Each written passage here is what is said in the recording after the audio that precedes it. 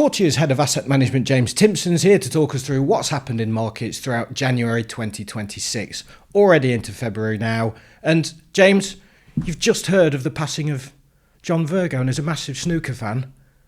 I know. Where's the commentator gone? He was commentating on the Masters just a couple of weeks ago, and he seemed absolutely fine. But literally just found out this morning that John Virgo sadly passed away. It's very sad. Yes, and you've got to now talk us through the markets in January. Yes, where's the markets going? Let's have a look. Go for it. So far this year, markets have actually been positive. There's been an awful lot of geopolitical news, particularly from the US. So you had the capture of the Venezuelan president and also Donald Trump's threats to take over Greenland. But equity markets haven't really reacted too much to that. Pretty much all equity markets are positive for the month. FTSE 100 up 3%.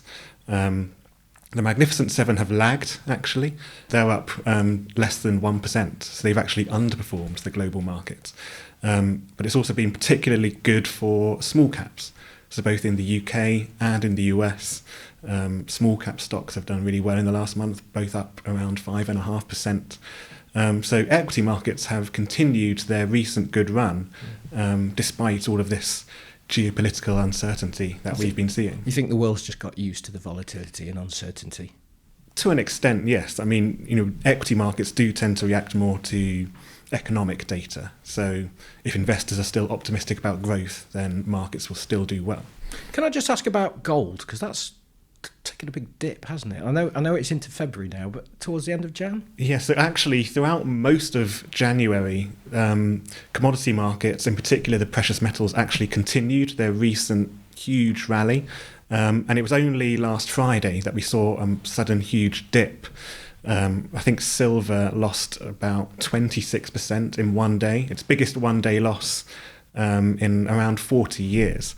But even despite that dip, both gold and silver are still both comfortably positive for the year to date. So there's been a lot more volatility in commodity markets than there has been in equity markets. So James, how does all this impact on the Courtiers funds and on clients' investments? Well, the funds have had a really good start to the year, as they would be expected to when markets do well. But one thing that's been a particular standout is emerging markets. Now, we mentioned briefly in the last video that emerging markets tend to do well when there's weakness in the dollar.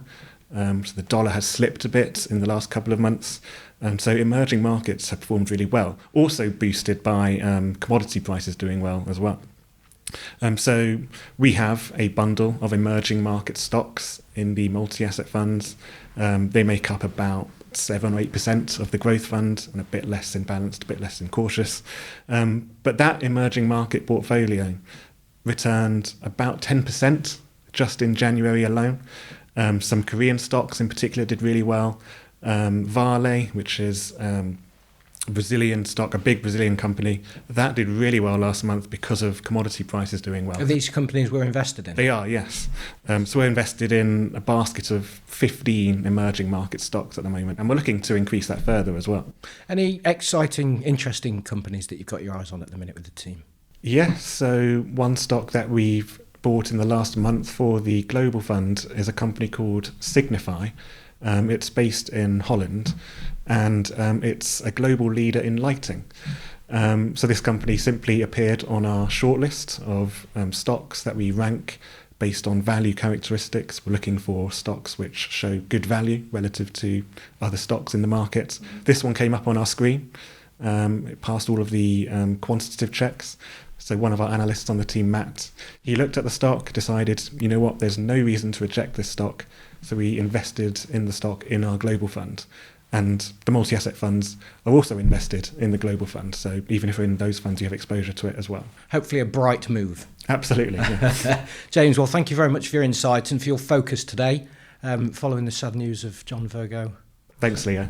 Thank you for your insight and all the work that you and the team do. And I'll look forward to catching up with you again next month for the market update, see what's happened in February. See you then.